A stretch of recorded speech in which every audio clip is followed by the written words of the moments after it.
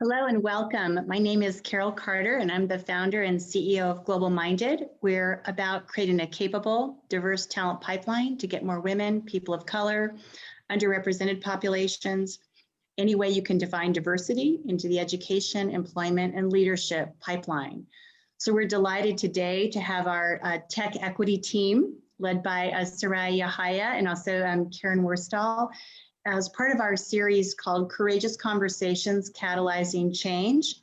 And the topic today is COVID-caused tech equity hurdles impacting women and underrepresented populations. So we're delighted that you could join us. We are recording this session. We have a 2020 Global Minded YouTube channel, and this will be shared in the newsletter tomorrow if you get the Global Minded newsletter. And it will also be shared in a link that we'll be providing as a follow-up to each of you who have joined us today. So welcome, we're delighted that you're here. And I'd like to turn it over to Suraya Yahaya. Thank you so much, Carol. Hi, everyone. We are so honored to kick off this inaugural panel talking about this very important topic. For our kickoff topic today, we have chosen an issue that is so top of mind for all of us. How do women and caregivers and people in underrepresented populations, how are we impacted by the COVID pandemic? We're going to kick off today with brief introductions from each of our panelists. I'm going to start off with just a short introduction of myself. I'm Suraya Yahaya. I am an immigrant, first gen leader. I've lived in the United States for 20 years. I have a deep background in tech, for starting out as an attorney and then moving into operational and strategic roles in big tech firms. So I've certainly lived that life in big tech and big telecom. And then 2 years ago, branched out on my own to become a fractional chief operating officer, where today my mission is to help entrepreneurial companies be successful and lead their operations for them. So again, excited to be here, and I'm going to turn it over to Karen. Okay, I'll start over. My name is Karen Worstell. I have a background in computer science. I essentially did my career in technology, starting with research and technology into computer science or computer security technologies, and went into the operational roles where I served as a chief information security officer for a number of companies, including like AT&T Wireless, Microsoft, and Russell Investments.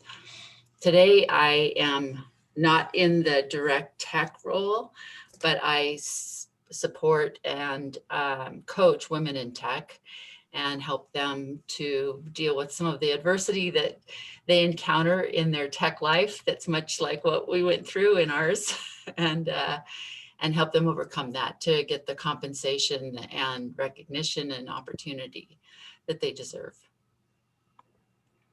Awesome. Rama? Yes, hi, my name is Rama Moorthy. I'm also dating myself by saying that I've been in the tech industry for nearly 30 years, having started out in the chip business, then to the board and box business, to being in the software security business, to enterprise software as well. Today, I'm the founder and CEO of a patent pending innovative technology in the world of digital transformation, enterprise digital transformation. And so I'm looking forward to this discussion and hopefully providing some contribution. Thanks. Wonderful. Maria? Hey everyone, my name is Maria Dayton, and it's been about dating myself as well, about 20 years in the tech and innovation space. I started with the UN, mostly working with kind of groups of social, civil society and, building technology products for them, and with kind of integrated social media campaigns. And then shifted more to being a serial entrepreneur, which I've been doing probably the last 10 years, and building kind of back-end technical integrations with large media companies. So my experience is really kind of the media tech space, media tech and fintech. So I've worked with any of the large media outlets you can imagine, from Viacom to Time Warner. The last few years, I've worked more with governments, so working on kind of public policy in the tech space. So did work both with the Obama administration, with the Trump administration, on tech policy, pipeline, pipeline issues related to STEM and women and discrimination, and then also running customer experience for the 26 agencies of the US government. So kind of building the tech products that run across the US government and engage sort of citizens. So a lot that actually will come into effect next year. So that's been most of my work, but excited to be here. Wonderful, thank you. Lisa. Hi, good afternoon. Thanks so much. I'm excited to be here as well. I am really going to date myself because everybody else has sort of been much younger. I have been in the tech space for 36 years. And in that space, I started out, I sort of am the opposite of Suraya. I started out in tech, so my background is computer science and applied math. And eventually I worked my way up to really pushing back on our lawyers and becoming a lawyer myself because I couldn't get them to see it my way. So I had to figure out a way to convert them. But I really have spent much of my career doing new product introduction and working in the Fortune 50 companies, and more recently worked in government as a chief innovation officer for our state AG before deciding to actually run for Douglas County Commissioner, which is what I'm running for now. And you know, it's for such a time as this, because we now know just how much we really do need a communications infrastructure appropriately. And so it's kismet that I'm here at this moment in time running. So thanks. Wonderful. Rachel? Hi, everyone. I'm Rachel Manning, and I've spent my entire career in the education and technology space. I was fortunate to meet Carol during our time together at Pearson many moons ago. Just leave it at that. And we spent years working to advance the digital transformation in higher education. And after Pearson, I moved to Amazon Web Services, where I continued to advance, technology strategies in the K-20 space. And most recently, I've moved to Google, where my focus is supporting ed tech companies that are accelerating, the massive shift to online learning that the pandemic has accelerated. And with every negative, I think comes a positive, and one outcome of COVID has been just this rapid infusion of new startups in the ed tech space, and especially in K-12, startups from women and minorities. So I think it's been really gratifying to see people bring their vision to reality and be extremely transformational in education. Wonderful. And last but not least, Mike Hess. Hello, everybody. This is Mike Hess. I am executive director and founder of a Colorado-based nonprofit called Blind Institute of Technology, where we help blind, visually impaired professionals and the greater professionals with disabilities find gainful employment opportunities. But not to one up everybody, but I started technology way back with Alexander Graham Bell. Totally kidding. I started in the mid 90s when there was this great big scare called Y2K looming that really didn't materialize into anything except for the first kind of tech bubble. And you pretty much only had to spell Y2K to get a gig back in the day. So I started in telecommunications, US West, so many iterations ago of what we call CenturyLink or Lumen now, and went from being a coder to a network engineer, working on the network, helping the telephone calls traverse the network. Spent 20 years there as a token blind person. Left there because of the tokenism, and so started BIT with the absolute directive to help people with disabilities find employment opportunities within the Fortune 10,000. So thrilled to be here with you today. Awesome, wonderful. Well, I'm super excited. We have such a diverse panel of people from big business, entrepreneurship, public policy. So in addition to talking about the issues, we'll also get to later talking about effective solutions, because I think what's really important is that, as a panel, I think sometimes panels focus on the issue, and we never sort of say, well, from a policy perspective, from a regulatory perspective, here's what we're recommending and here's what we think can be done. And I think as women and underrepresented populations, we have that platform here to propose some solutions. So I'm excited to kick it off.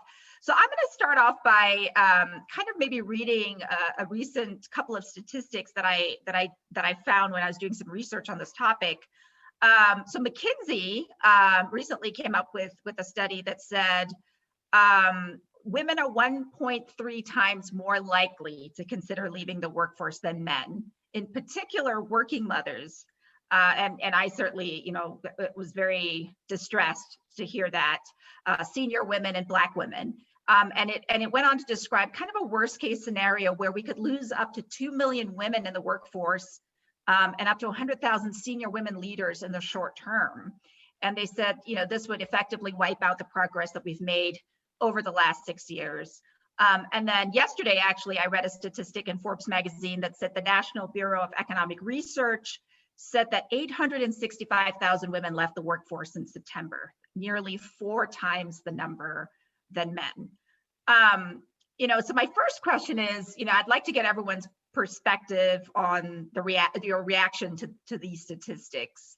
And what are you seeing in your field? Are these early indicators true?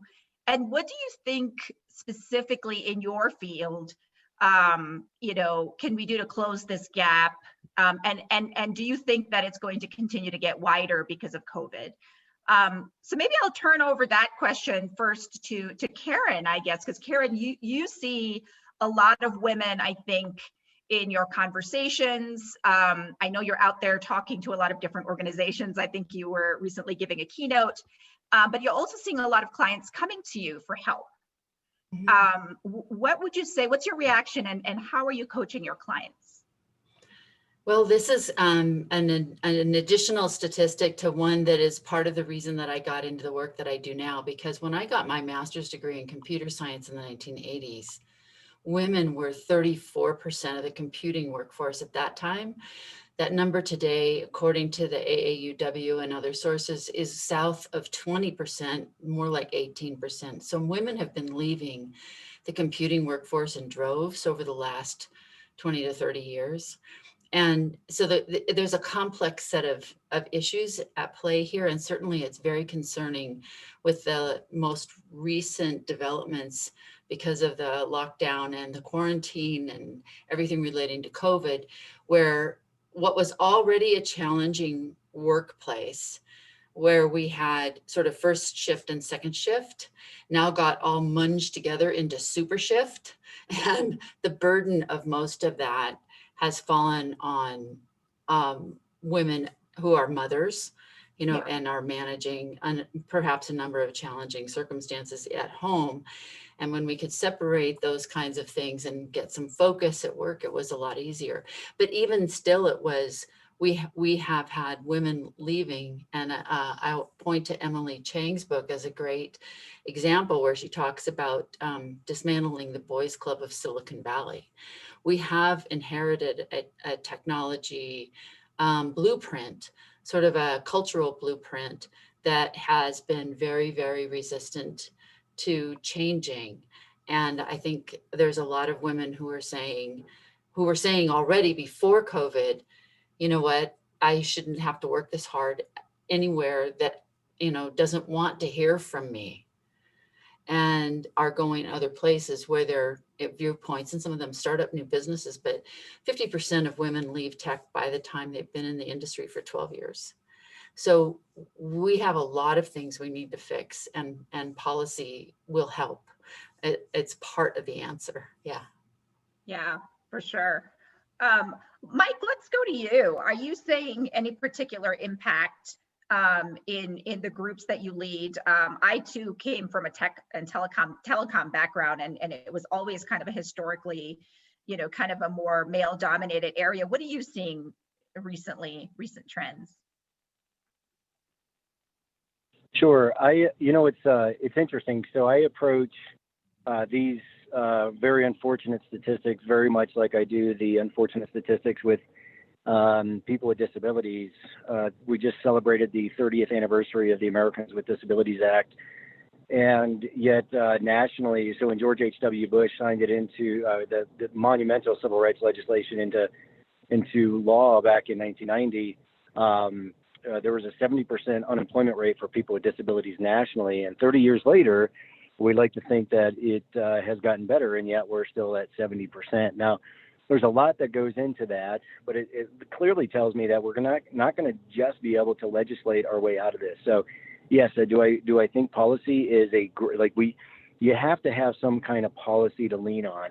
However, I'm always like, when I'm out there selling, and it sounds kind of flippant when I say this, but I sell blind people. I sell people with disabilities. Like, I'm out there hustling the true assets and talent from the people with disabilities community. But I'm always leveraging, let's say, like the Accenture report, the Accenture Index report that just came out, that highlights organizations that truly focus on hiring people with disabilities have a 28% higher revenue. They have a 2 times higher net operating income than organizations within their own vertical. So when I'm out there selling a very underrepresented community like the people with disabilities community, which, by the way, are 65 million of us in the United States alone, I'm really focused on the true assets and the superhero powers that I believe we have. However, again, being raised by a single mom, I am never going to forget about all of the other kind of categories of marginalized communities that are out there. So Carol and team have heard some of my talks and how I do my presentations. I am always quick to talk about the other marginalized communities, because we can't just sit in silos thinking that we're only going to, like, Black Lives Matter, or we're only focused on Black Lives Matter, we're only focused on gender, we're only focused on LGBTQ. Actually, if we focus on us as a collective, we're going to get a lot farther within the Fortune 10,000. Yeah, thank you, Mike. And we're going to talk about the entrepreneurial community. And Lisa, I definitely want to get your perspective here as sort of the thought leader from a policy perspective as you go hopefully into your new role here. But Rachel, let's get your reaction. Mike talked about, Fortune 100 companies. Are you seeing similar statistics at Google, and what's the kind of reaction there to some of these early numbers? Yeah, it has been extremely interesting. I mean, I've been fortunate. Pre-pandemic, I was at AWS, and then I moved to Google. And so, both large technology companies, but the amount of support that Google puts behind their people has been really amazing to see. Total work from home, even though, we're salespeople, we're used to being out in front of our customers, they've actually mandated you're going to be home, but they've also acknowledged that at Google, where over half of their workforce are women, that there's also this struggle of having to balance the, stay at home, kids doing their school remotely, and then balancing their work too. So they feel extremely blessed with a company that gives us an enormous amount of freedom. But I've seen the impact on friends and colleagues at other companies where they don't have necessarily, an employer that supports that. To the point where if I'm on video calls like this all day long with my customers, since I can't be face to face, but if one of my 5 kids needs help with their computer to do their work, or is taking a test and they can't load it, we have to pull ourselves in 20 different directions to help that. And it's definitely caused an enormous amount of stress, I think, on women, to the point where I've had a few colleagues and friends who said, they've been fortunate to be able to step back and say, I'm going to take a break, but they have to leave stop doing what they love to do because they need to focus on, their family. And I think for those of us who haven't made that decision, because either we can't or we don't want to, we just figure out how to add 5 more hours to the day and try to get it all done. But it's, it's a struggle, and I think if we don't see an end to the point where we can get back to some sort of normalcy, I think some sort of policy is going to have to come into play to give support. Or you're right, we will lose far more women out of the workplace. Yeah, absolutely. I told my husband the other day, my side job is a Zoom technician. I think I should try to get a certification in Zoom here soon. Right. Right. I'm a teacher. I'm a lunch lady. I'm a IT person. Like it's all of these things, you know, in addition to my. In addition to being a leader in the community and in the business. Yeah. So Rama, so big business, contrast that with the entrepreneurial world. You're a CEO. Sure. Are you seeing that in trending, I guess, in the entrepreneurial world and or in your own company? And what's your reaction to that? Well, I think that we've been really lucky in that my company is extremely unique. We started out virtual, and so nothing has changed for us. We started out 10 years ago virtually. Our IT infrastructure is managed services. We're cloud-based. We're all of these things. So we've been from the get-go a global entity. And from the get-go, everyone's working remotely and or, you know, as needed, you know, from a day-to-day perspective. So perhaps we did this because we needed to make sure that we had the best of breed, you know, in terms of the number of people that we had and the types of people we had, because the type of innovation we're bringing to the marketplace. And so it's probably not the exact sort of replica of what's going on in the marketplace. Now, having had 20 some years of experience having worked in these larger companies. I mean, I worked at companies like Advanced Micro Devices, Sun Microsystems, all these entities. And there was a variability depending on, you know, which industry you worked in. Hardware was much more male centric. The software was less so. So there was a bit more of a dynamic in terms of what you saw in terms of gender equity and gender equality as well in terms of positioning. The thing that I find interesting is that we haven't considered, we haven't talked about this yet. There are some foundational things in the social norms that are impacting how women behave in this COVID situation. First of all, as American women, we know that we have this guilt-ridden feeling of being a superwoman, right? Having to do everything, you know, being the perfect wife, being the perfect mother, being the perfect, you know, CEO or whatever your position is, right? Leader. And having to do that and understanding when to say, you know what, I'm not going to do that piece of it. You, husband or mate or whoever, you know, is able to sort of, you know, please step up. Let's actually take an equal share of things. And I've actually seen my tech industry leaders or leadership colleagues actually say, I'm spending more time than than I have been on what I do with my, you know, with my children, like you said, with your Zoom tech, you know, role, right? And so there's a piece of responsibility we women have to take to share the burden and not feel guilty. And there's a second piece of it, which is also ensuring that, you know, that there is a societal norm that has to adjust itself to ensure that we're actually given that opportunity as well. Yeah. And so that's it.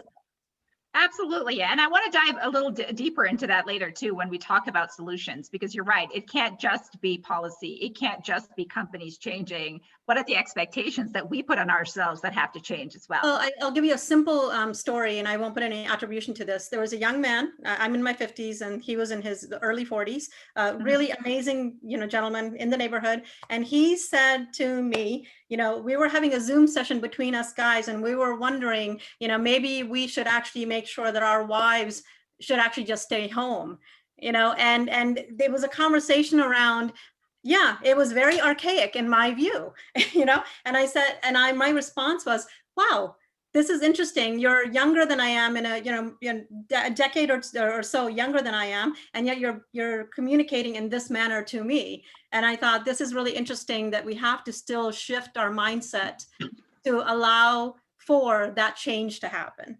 So. Absolutely. Absolutely. Maria, you're a senior executive leader. You've worked globally. You deal with entrepreneurial communities. You deal with government, civil groups, et cetera. What's your reaction to this? Yeah, I mean, I think those statistics make sense, you know, unfortunately. I mean, in what I've seen, I think in particular, women that have young children, that's what I've noticed a lot is if even some of my colleagues and friends that have older children, I think they've been able to cope much better. But those that have younger children, regardless, whether it's government or entrepreneurial space or, you know, in big tech, there's just so much pressure on them, especially, you know, in terms of education and things like that, I mean, I think I know just anecdotally probably 5 people that have already quit large tech with small children. And then, you know, I think almost everyone I know that has small children has at least thought about it, which is pretty scary, you know, I mean, what that basically proves is that they're not getting the support that they need on any level, whether that's at home, like Rama said, from the social norms, or at their companies, or, and even if you at Google, you know, I think it depends on where you are at Google and the teams. I mean, I can speak for like the R&D innovation side. I think there's more pressure there, Yeah. especially, you know, moving back and forth and having to go into the office at times because of security concerns, and having to balance like going in and then coming back, and, you know, having like a 4-year-old that, I mean, how can they be in front of a computer, a 5-year-old, you know? So I think that's a big issue. That's been my observation. Yeah, yeah. And Lisa, last but not least, I mean, I just love this question for you because I'm going to give you a twofer, Lisa. I'm going to ask you for your reaction to these statistics with your kind of really super diverse background of first being in tech, then in the legislative community, and now running for a public office position. You're out there, you're meeting people. What are you hearing from women? What are you hearing from diverse and underrepresented communities? And then the twofer for you is you're going to kick us off with what should we do about it? What is a sustainable and effective solution? Mike has to sell, if you will, this concept of equity to groups with disabilities, instead of another eye roll from people like, oh yeah, this is just another token solution. What, you know, let's have you kick us off, second half of your question. What's an effective, sustainable solution? Wow.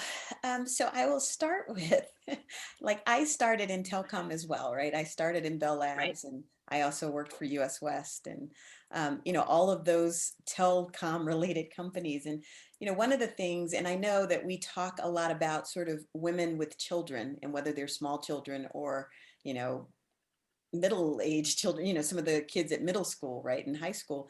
The truth of the matter is that tech generally doesn't have a timing, right? And so you could start work at 8 o'clock and find yourself still at work at 12 o'clock at midnight.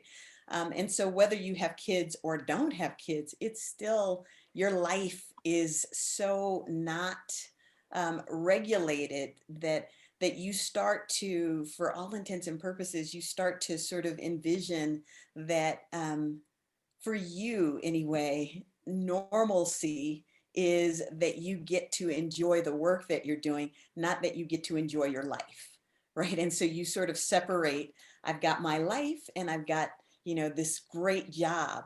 And I think that society has forced all of us, from, as a woman, has forced all of us to be at odds with what we're supposed to do versus what we want to do. And so one of the things that I have, you know, in doing this, there's sort of two things that have happened as a part of this pandemic. One is when the schools were trying to decide whether or not they would have sort of this remote learning versus a hybrid versus all, you know, everybody show up in class. The idea that the folks who would be responsible for ensuring that that was all happening really was assumed to be the woman. There was never a real discussion about who was going to be responsible for this. And if you looked at, I know in our county, we had a really sort of a cool opportunity because we had the school board set up a task force that looked at what was going to happen with the reopening.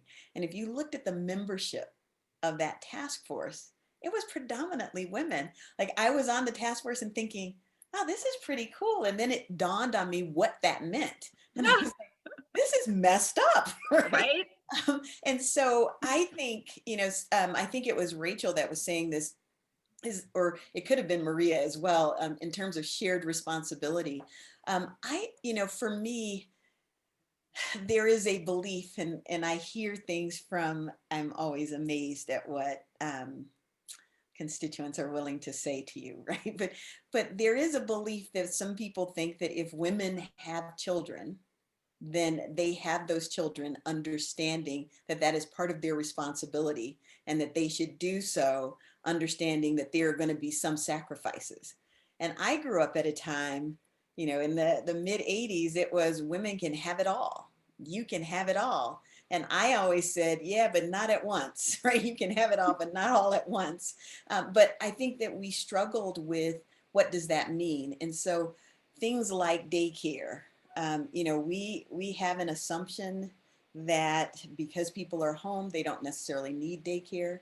And what would daycare look like? Because now you're starting to bring together different people who haven't necessarily quarantined together. And so you're starting to create sort of environments that might upset, sort of the germ cart, so to speak. And so there is some real core issues that we need to really be thinking about as we look to what does the future really mean. And folks were talking about the possibility of having remote childcare where you're watching a child on the video. I don't know of a child that you could say stay within these four corners and don't move, and they do it, right? I just don't know of a child that would be willing to do that consistently. What I do know is that there's some incredibly talented young people who will figure out how to create a cycle on the video stream such that they'll play that cycle while they go do something else. And those are things that we need to think through and understand. But I think from a policy perspective, I don't know, this is a hard thing. I don't know that you can legislate this, right? There are a lot of people who feel like personal responsibility is par and foremost. But I also feel like for some women, and women of color in particular, don't always have the flexibility of being able to sort of manage children and work and then, sort of me time, and do it in fluidity so that it really works. And I don't know that you can legislate a way to sort of facilitate that. And the thing that I believe and what really worked for me is in the 80s, while women were going, in comparison to men, women were going into computer science at about 30%, as Karen said. But when you got to the office, when you got to work, there was still like just one, right? There were many times when I never saw another woman in a meeting for weeks, right? And so, and that we knew each other, it was sort of one of those, we knew each other and we corralled around each other and tried to figure out how we could help each other out. I still think that, I'm a big community kind of person. So I still think that those are things that we're going to have to figure out. How do we do more of that? We're going to have to create within our neighborhoods, because there are people now that live in neighborhoods. Like I didn't know nearly half of my neighborhood until I started running for office. And that was normal, right? I met people who had been here for 10 years and didn't know their neighbors, right? We've got to get past that and create community within our neighborhoods, because those are going to be more areas that you quarantine together more likely, right? You're going to know where people have been.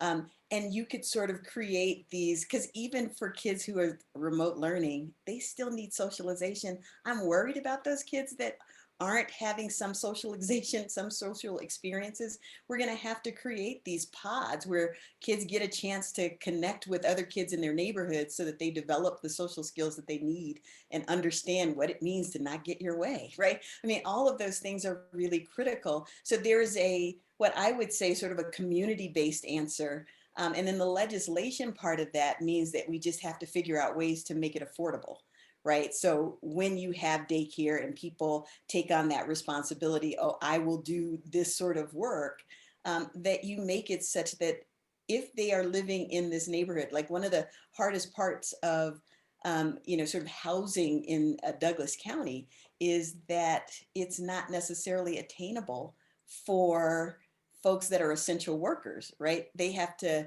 come in from other counties to do some of these kinds of tasks.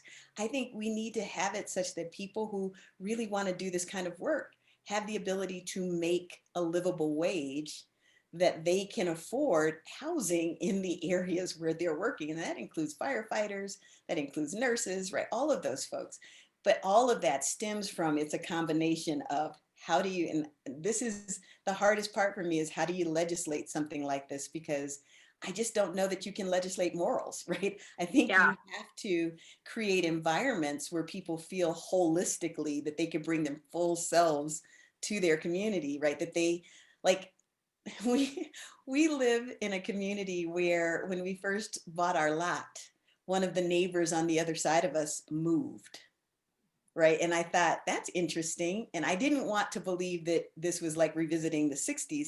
So I did ask the guy that was, you know, our realtor. I asked him, well, was that planned? Tell me, should I be worried? And he says, don't worry about it. Right. And so meaning that was probably the best thing to happen. And so I always felt like I needed to live where I belonged, right? I wanted to Yeah. live someplace where it wasn't about what I looked like. It was really about, I picked this place. So there was something about this place and the values that are associated with this place that drew me to it. And that we shared those values, that Yeah. people would just accept you. And I think we have to get to a place where that is where we are. Yeah. And that we corral together as, not just as women, but as families. So that's Yep. the shared responsibility, but as families to try to figure out what our strategy really is around supporting kids. And, you know, this whole, I could get into all of the, you know, the things that women take on, right? Figuring out how you're going to keep your house clean. All of those things were crazy during the pandemic because you couldn't bring anybody in your house. So you had to figure that Right. out, right? Right. Right. I did Yeah. not sign up for this.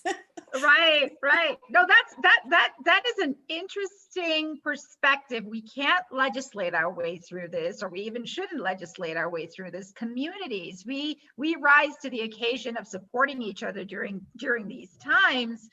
Mike, what's your reaction to that? Is that a solution? How do we operationalize, I guess, that solution, right? So yes, as communities, we're going to support each other, underrepresented populations, groups of disabilities, women. How do we effectively do that? What's actually going to make someone go, yep, I feel good. I'm not going to be the next statistic who leaves the workforce. Well, to me, it's so I think the organization. So again, our approach of selling people with disabilities is it's a business case, and I think you know, organizations that do not look more like kind of society, and I'm talking from gender to ethnicity to relationship orientation, ability status, whatever it may be. Like if those organizations don't look like that, they're going to miss out. And I think so. I love the community aspect. I love the collaboration aspect of it all. But at the end of the day, like what we need to be sharing collectively is truly be honest with, do the organizations that we work in and with, do they really represent this larger value? And if they don't, like we need to be able to be bold to say, hey, okay, I'm not gonna.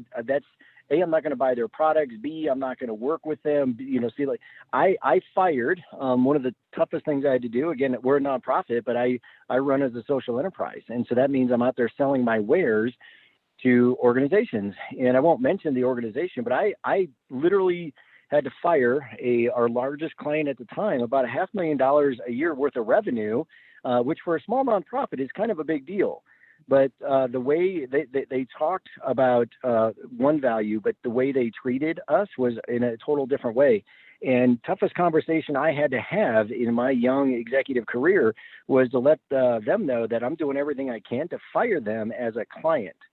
And so you got to make sure that, you know, and I share that with, you know, we as marginalized communities have to be bold enough to realize, like, okay, that might be some bread and butter right now, but if it doesn't align with our true values, then we need to be bold enough as community members to move our business elsewhere and find bread and butter elsewhere.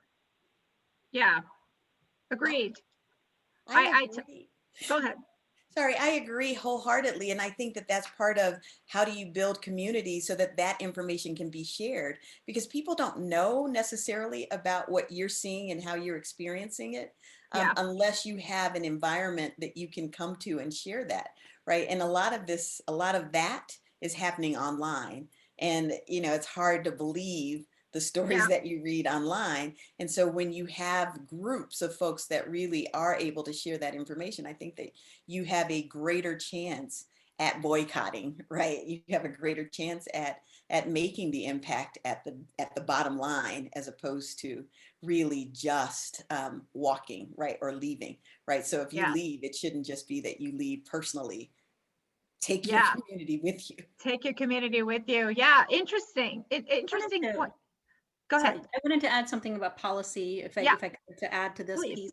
I think I would mention in a previous communication on email that Iceland had and the Scandinavian countries tend to be very progressive, right? Yeah. And very progressive regarding, equity and equality and even with that, there's pay gaps and all these other things that they deal with. But what was really interesting that I read somewhere was that the Iceland specifically was actually looking into this this idea of when a woman decides to go, leave the work environment, and how do they actually motivate the woman to stay? Well, it turns out that what they did was they basically changed the policy of, taking a leave of absence for childcare by essentially making mandatory or use it or lose it for both genders. By doing that, they created more equity.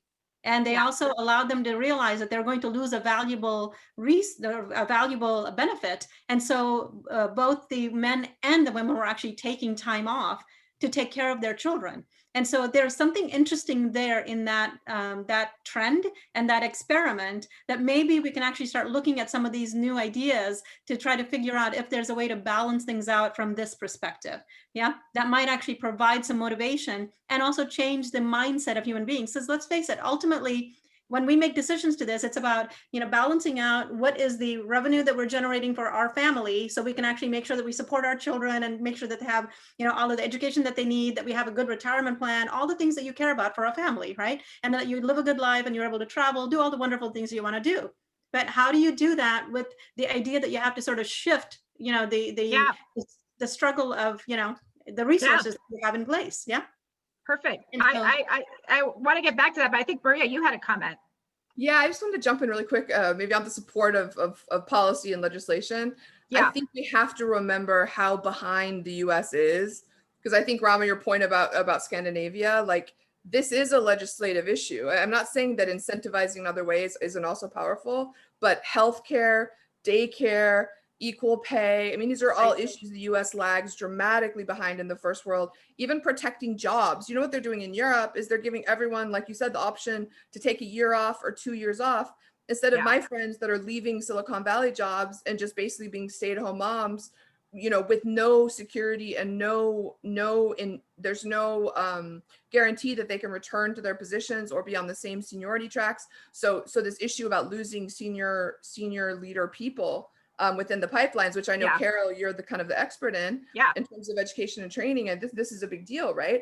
Also, data tracking, stuff that's a little bit like, this is stuff that I worked on the US government side. Is, don't forget, all of that stuff is legislation, meaning that if you want to force a company to track data related to women on the HR side, a lot of that is not legislated. A little bit is, but that would be amazing. Like, imagine if we could actually ask companies to track some of that stuff, and we would actually know what was going on. It would bring a ton of accountability, across the entire system. Yeah. I mean, so for me, I guess on that side, I don't know. I'm sort of like I don't think we should give up on government, because I think there's a lot there, especially when you think about what other first world nations have and the US doesn't have. I think there's a lot we can do. I think we're sort of touching on a three-legged stool in my mind. Karen, I'm gonna go to you next, because there's the legislative side, right? In creating equity, which Maria articulated so well, and in terms of some of the other countries, especially in Scandinavia, that's leading us. But then I also go back to what Rama said, which is, are women putting expectations? Are caregivers putting expectations on themselves? And I guess the third thing that I'll throw out there is, in sort of the leveling of the playing field. I was reading an article yesterday in Forbes that said leadership teams need to redefine what does success look like. Because it's all very well to say you have 6 months that you can take off and don't put the pressure on yourself, right? So we've got the two-legged stool. Legislatively, we can take the 6 months or a year. Don't put the pressure on yourself. But from a revenue generating organization perspective, what is that definition of success that women and underrepresented populations have to live with on a day-to-day basis? So let me sort of contribute a little bit about this. I mean, Please. we have a small company, a tech company, innovative company. And the reason why it's innovative is because we literally are flexible in our work environment. If somebody says, I can't work anymore, I'm just a little bit stressed out, I'm going to back away for like a day and a half. Is that okay? There is no question that they need to back away. And granted, being smaller, it's easier to manage that kind of situation. But we also managed this when I was at Sun Microsystems. Granted, the company is no longer here, but it was an innovator in understanding that flexible work environment and understanding your contribution in a 10-hour period and in a long haul was so amazing that you might even want to take a week off. And so people use judgment, just good human judgment on what is the contribution of that individual and how much are they contributing and how valuable are they to my company and how do I actually make sure that I give them what they need in order to make sure they continue to stay productive and replenished to come back and be more productive. Right. And so these are some fundamental things that we should think about. And how do we train our own people, our own leadership? Yeah, I'm talking about, lower level leadership, mid-level leadership, and top leadership, right? All layers to understand how to judge this and how to actually look at, how do I actually make sure to provide that flexibility? Just a thought. Yeah. Yeah. Karen, your thoughts there from, what's the thinking there in terms of can those leadership teams redefine success and give women that space and underrepresented populations that space to be successful? Yeah, you know what, so like I mentioned before, it's a really complicated thing. And we had this conversation on my podcast, on my show, early this summer with Brad Johnson and David Smith. They're both writers for Harvard Business Review and instructors, professors at the US Naval Academy. And they wrote their book on Good Guys, and their book on Athena Rising is all about, how can men in a male-dominated industry create more space and make this easier, make it more equitable and bring parity into the workplace for women in tech. But one of the things that they mentioned that I thought was so important, and I think it kind of comes back to some of the things that we've all touched on, and that is parity begins at home. Mm. When there are two adults in the household, how you come up with creative solutions to sharing the burden there is essential to actually creating the awareness and the sensitivity and all of the creative thinking around what it means to share the burden at work. So having that opportunity. That being said, there are many women, and I was one of them, who worked in the tech community as a single mom. So the idea that I think we need to have a certain amount of responsibility that's placed on the individuals, the community, right? But then also family and community, but then we also have to take care of those people who don't have that kind of net. And create some additional, if it's flexibility and latitude. I mean, I love the idea. I've worked in those environments that are very flexible and they're amazing, but large corporations get into a lot of trouble when they try to make that happen on a very individualized basis. So what do we do to create the safety net? And I think it comes around family leave and things like that. But you know what they found was one of the reasons people don't take family leave when they have it is that there is an implied penalty. So even though you have the leave, even though it's given to you, it's not being used, right? Right. I happen to kind of, if we're going to have, policy and government be involved in this, the thing to me, as I look at it and talk this over with lots of women, is what's so incredibly essential to all of this are the schools.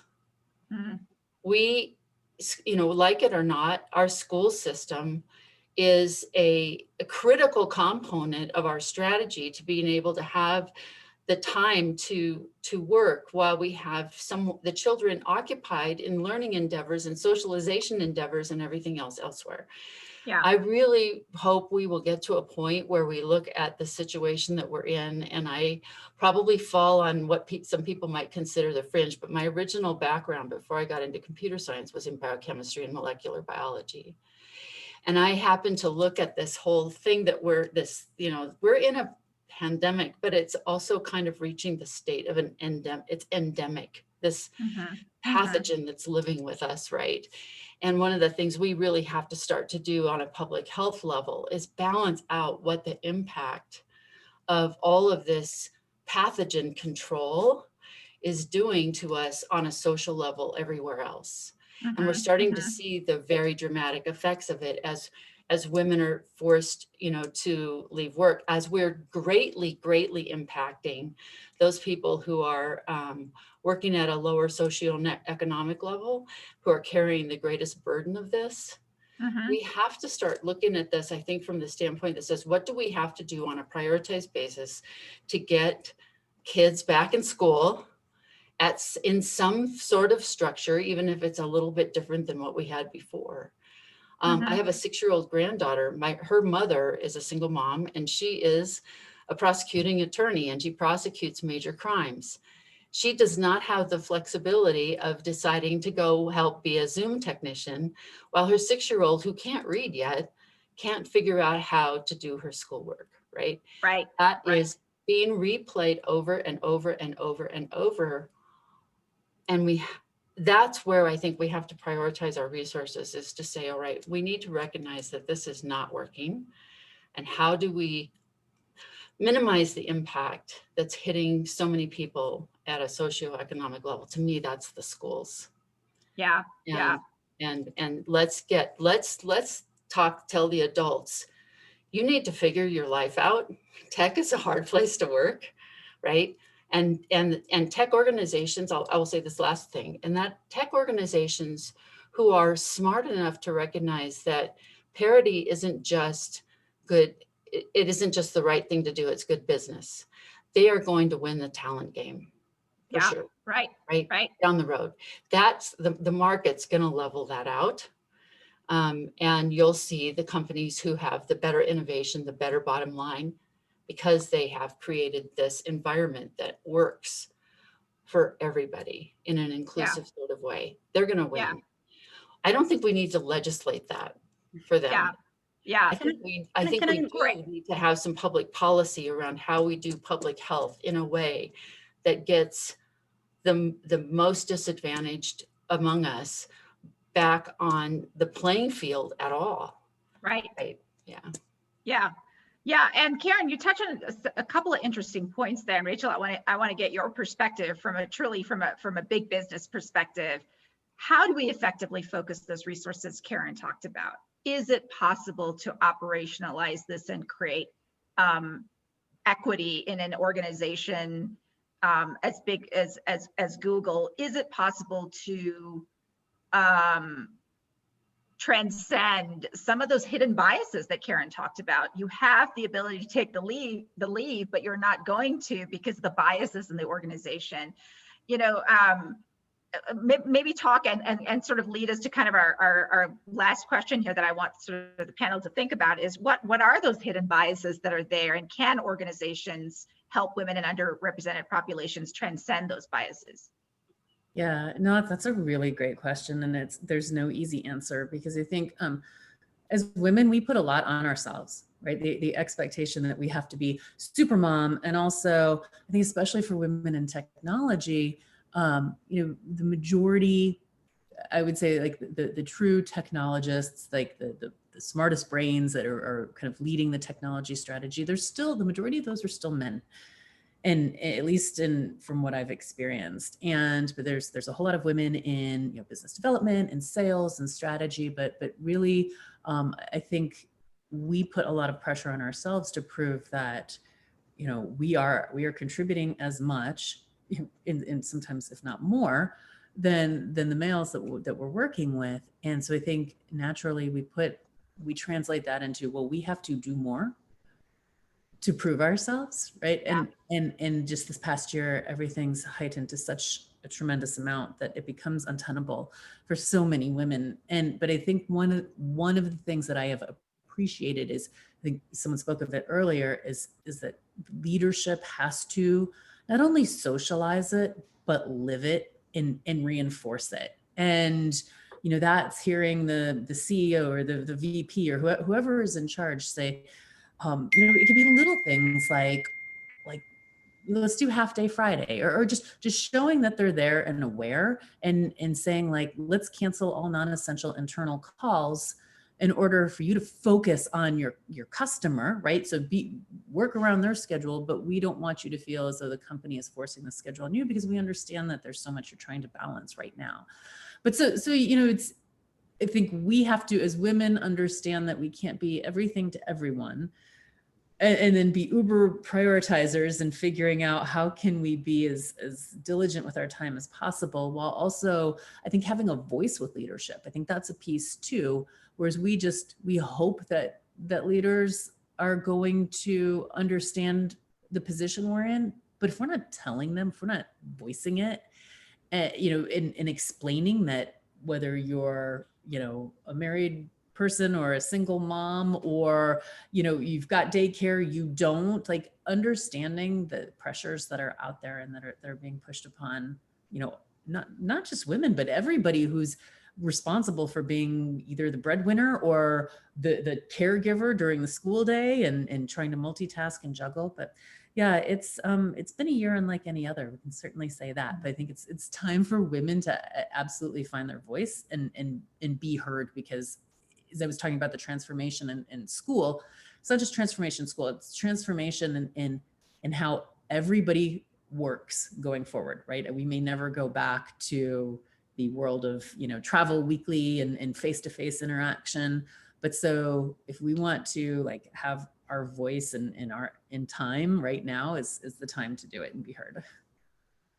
Yeah, perfect. I mean, this is such a fascinating topic. We're almost getting to the top of the hour here, but so maybe we'll go out just a little bit after. But I just want to ask panelists that to just kind of go around and give closing thoughts on this topic. Obviously, we could keep talking about this issue and should, and I know there are lots of different platforms and forums that are discussing this, but talk about, I guess, in terms of kind of a closing thought, your perspective on women and underrepresented populations being the leaders in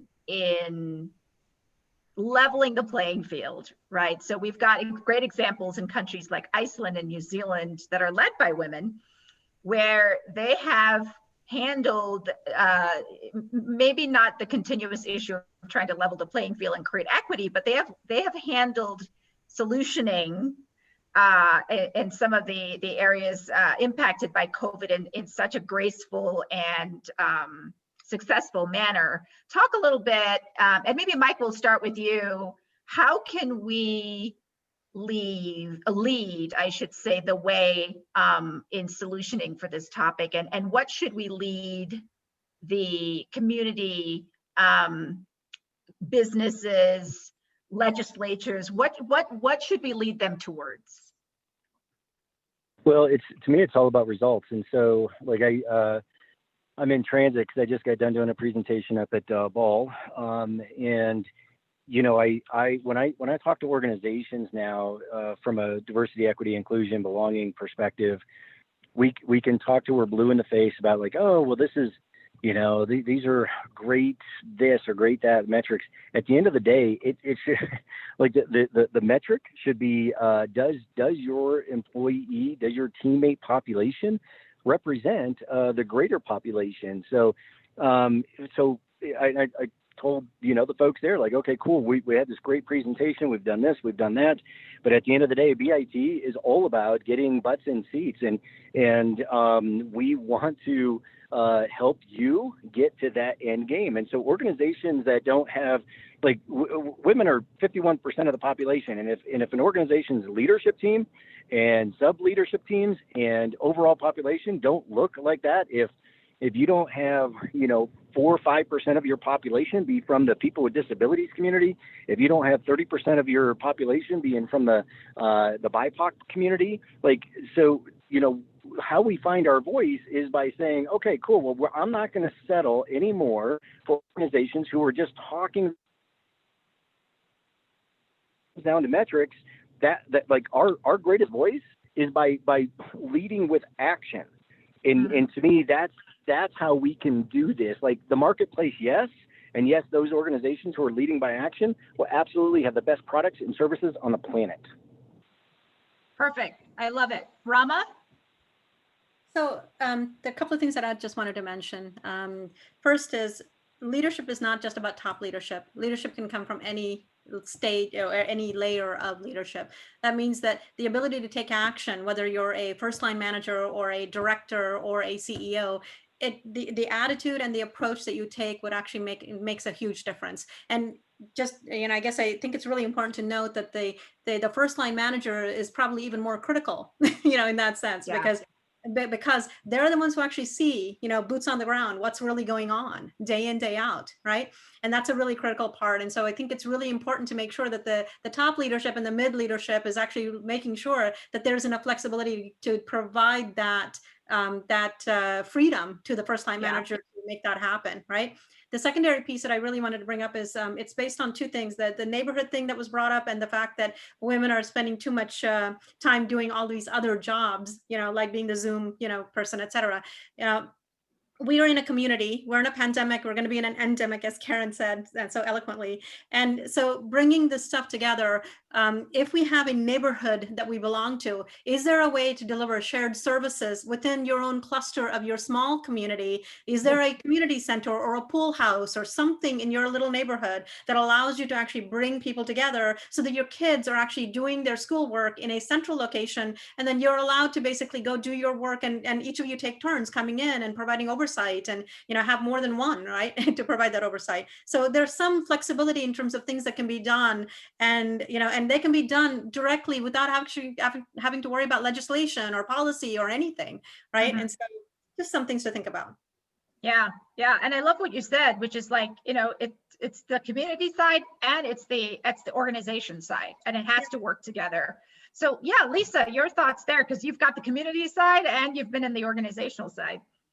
Some closing thoughts there. I think that the core of what we're looking at, honestly, and we've sort of just got short of saying it directly. Women have stayed in companies not because they enjoyed being there or they liked the work, but they felt like they didn't have any other alternatives. And I think that the more businesses that women create that actually understand women, and we tend to be a little bit harder on ourselves than we are anybody else, but the more businesses that we create that allow for, some of the things that Rama was talking about with respect to her business and how she runs her business with the kind of flexibility that demonstrates the success of the business. So you get success and you get that flexibility. I think what you'll see is more women will walk towards those companies and leave those harder companies to deal with. And when they leave, they will bring with them their communities, right? And so the dollars will flow to those companies that are doing the right thing. And so that's what I think we ought to be really focusing on, is how do we get people to really recognize that you don't have to put up with the things that you really don't like, but you do have to figure out a way to build out those, sort of alternatives that allow not only you to succeed, but other folks who are like you to succeed. And so if you do that, you don't have to worry about legislating behaviors, because that's really tough. One of the things, or I should say legislating hearts and minds, that's really tough. What you can legislate is behaviors, right? And have a little bit more success there. But even that over time will become a drag, right? And people will stop doing it. I think the thing that I saw that impacted businesses the most was when Glassdoor went live, right? And people were willing to tell the truth about their experiences at their jobs. It's slowed down tremendously more recently. But I think it's those kinds of, sort of check-in points where people, like, if women really want to know about a company, they should be able to tap into a pool of women who've worked there before that give truth, right? And speak truth to power. I think the more that we actually do those kinds of things and are honest, right, and not afraid. We are talking about a courageous conversation. We can't be afraid to take on those kinds of stances, to walk away when we know this isn't the right thing for us, and walk into, it's not like you're running away if you're running to, right? So focus on not that you're running away from this thing that's bad, but focus on really running to this thing that's going to be so amazing that you can't wait to get there to help it be better. And I think the more that we can do that, the better we are. And we will, we say all the time, we teach people how to treat us. The more that we can demonstrate this, we will be teaching companies how to treat the women and people of color who really are saying no to the stuff that they're having to contend with. I right love now, it. and I looking love it. for the thing that will actually feed their souls. So that's my perspective. I love it. It's just, that is such a positive perspective. Maria, your closing thoughts on how we can lead in this space. Sure. I mean, I think for me, the courageous conversation in some ways is about what creates real inclusion, and in some ways it's politically incorrect to say, but how do you create comfort in some ways amongst the patriarchy, which we don't usually want to say that, but if male leaders are not comfortable or used to dealing with certain people, then there will be obstruction and there will be bias, right? So for me, it's like, even for myself, right, I would consider myself a pretty extreme feminist, and when I was in the Middle East, because in a lot of ways the Middle East is more classist than it is sexist, and I happened to be under females at the UN. It was actually my first, I would say, mixed masculine and feminine work environment, and I had never experienced anything like that. This was probably 15 years ago, and it was really fascinating to me. And I realized my knee-jerk reaction was one of negativity. Like, why are there children running around? Why, are things set up this way, right? And I think we also have to think about those elements within ourselves as women and how we tear other women down in certain circumstances, because there is this almost internalized self-hatred or an internalization of, I guess you might call it, the patriarchy, that I think we also have to address. And how do you create real inclusion? And actually, in some ways, I was very grateful to be part of the federal system in the US, because it was the most diversity that I had ever gone to, because I went from the Middle East, which some people perceive very sexist, to Silicon Valley, which I find way more sexist in many ways than parts of the Middle East by far, right? And a lot of that is because, let's be frank, some of the nerdy guys just don't know how to deal with people, right? They don't know how to deal with women. They don't know, I'm speaking candidly, right? They don't know how to deal with women. They don't know how to deal with minorities. Most of them have grown up in very elite environments where they never had to deal with minorities. They've never had to deal with the disabled, and they don't even know how to talk or even have a meeting, in a sense, about some of these issues. So for me, it's like, how do you create comfort? And some of that is like some of what I've seen in Europe, I think, is the closest, right? Where you have those flexible workspaces, you have bosses that shut the doors at 5 o'clock. Like, I had a friend that went from Goldman Sachs to ING in Amsterdam, and they literally locked her inside at 5:30. And then the CEO lectured her about how she was being disrespectful to the janitors for having to come from their homes and let her out. So it wasn't even like, oh, you're great because you stayed late. It was like, you're being disrespectful. So I think we can create inclusive environments like that. And like, similar to what the federal system does, is I worked on a project just really briefly with the Department of Labor that had a lot of kind of visually challenged, different types of, I don't know the exact specifications, but different types of blindness, people that were working on tech products. And to be honest myself, Michael, you would know more about this than I did. I didn't realize that you could actually build a website, if you're blind. And that's what I was doing with Department of Labor. And that was something that people have to know, because if you had asked me, could a blind person build a technical product, especially a visual one, I would have thought that they would have problems, and then I was there with the Department of Labor, and there's these 2 amazing project developers and managers that did this amazing job. And I was so impressed, because they have all these special tools and all these other things to help them sort of spatially, and actually the user experience is way better because they actually come at things from a different perspective. So it's much more intuitive. Yeah. And that was something I had no idea, right? So if we don't allow spaces where people interact with people, with, like I said, women or people with disabilities, then we're never going to have that openness, right? And the lack of microaggressions, which happens all the time too, All right. Yeah, no, I like that concept of creating space. So Rachel, your thoughts here, your closing thoughts here, on how we can lead the way. I think I'd close with, the old adage of it takes a village has never been more true. Yeah. And right. yet, here we are all locked down in quarantine for all intents, which makes that all the harder. So, I think just to what everybody's kind of already spoken to is that we have to take it upon ourselves to be leaders in our job, leaders in our house, leaders in our community, and reach out to those that are struggling, offer help in whatever form we can. And I know that's sort of, it's almost Herculean because everyone's just trying to get by. But I think the biggest thing we can do is have a voice, sit and just, make sure that those who are in charge understand what the needs really are, and don't accept anything less than, really being heard and forcing, it's time to force change. Yeah. Karen, I'm going to close with you. You've seen, and I know you've spoken a lot about this issue. Your thoughts on how we can lead? Yeah. I think the huge opportunity that we have here is also a very tough nut to crack. And I think back to one of Ray Dalio's principles of having to embrace the radical reality. The tech industry in the United States is like nothing else in the world, right? And at the same time, it's one of the things that's keeping our economy going as much as it is at this moment. And the tech industry is very much oriented towards wealth generation, right? It's a part that drives it. And if you look at what that means, what we have in that kind of an environment is a bit of a scarcity mentality. It means that if somebody gets something, somebody else gets less. That's the blueprint in that kind of a management hierarchy, management infrastructure.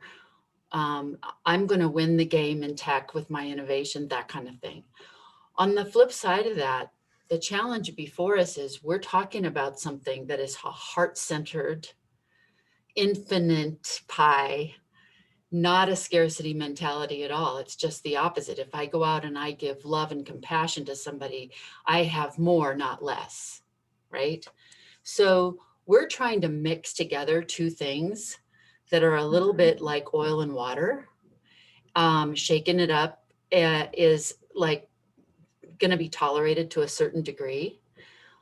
But I think one of the reasons we haven't made progress is because we haven't cracked the code on how do we insert a heart-centered way of managing people into a scarcity mentality. And I think women are uniquely positioned to have that conversation along with their male allies.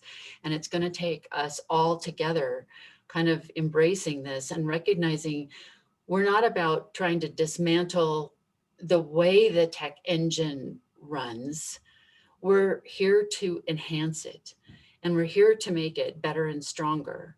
But we're having to have a hard, critical conversation about how we bring these worlds together in order for that to happen. And I think this is the kind of people that would make that conversation a very, very interesting one. I really look forward to us figuring out how to make that move forward. I agree. I appreciate everybody's perspective on this. I think we've had such an incredible conversation. It's obviously an ongoing conversation for us. I think from today's panel, we have some very, very interesting thoughts that we leave our audience with about creating equity in this space. And, I'm grateful that Global Minded is taking a leadership role in this. And I'm going to turn it back to you, Carol, to have any closing thoughts. I think, Carol, you're on mute, so you may want to unmute there. Yes.